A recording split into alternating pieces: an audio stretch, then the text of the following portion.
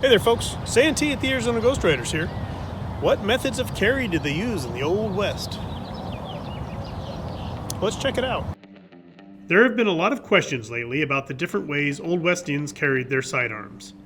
I've done a few videos about holsters and carry styles, but this info is all in one nice little package of YouTube goodness.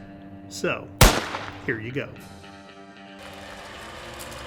The standard drop holster is probably the most commonly seen in the photos of the era.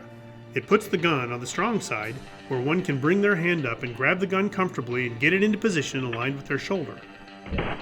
The preferred carry in the sport of fast draw, this method can get that gun out and into action in less than half a second. Now, I did an episode on the cross draw where I made a holster for my friend Rattlesnake Pete and provided you some history. Essentially, the cross draw was a more comfortable position for a holster when in the saddle. In the sport of cowboy action shooting, many wear a cross draw in addition to a strong side holster.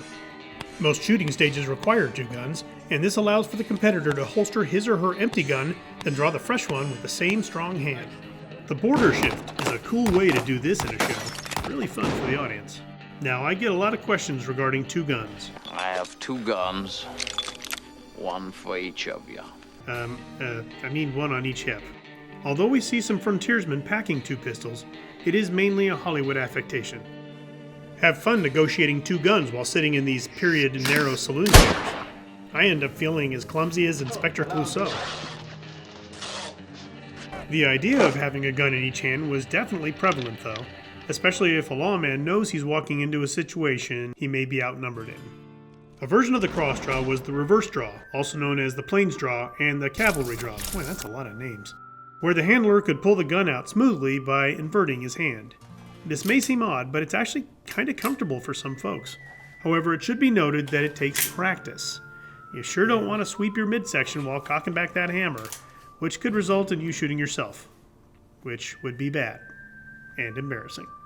Of course, the shoulder rig is another carry position and offers its own challenges. As I mentioned in a previous episode, early models only allowed for the draw to be straight up, making it ungainly. After the spring clip was introduced later in the period, it made the draw a lot easier. But if the main objective is to conceal the revolver, it's a great carry. The idea of tucking a gun into a waistband or a belt is a bit awkward, but if you don't have a holster, the choices are limited. Pulling from a belt can be an issue if the front sight gets caught up. In the waistband gets really weird. The gun can shift around a lot, and there's something unsettling about the barrel of the gun pointing at your,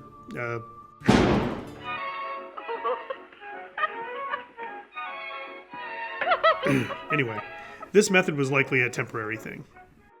Some gunfighters, gamblers, and even lawmen were known to put firearms in their pockets.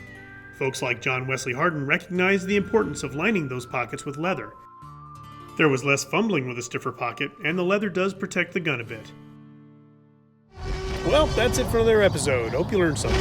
Thanks for watching. And as always, please like, share, and subscribe. And we'll see you on down the trail.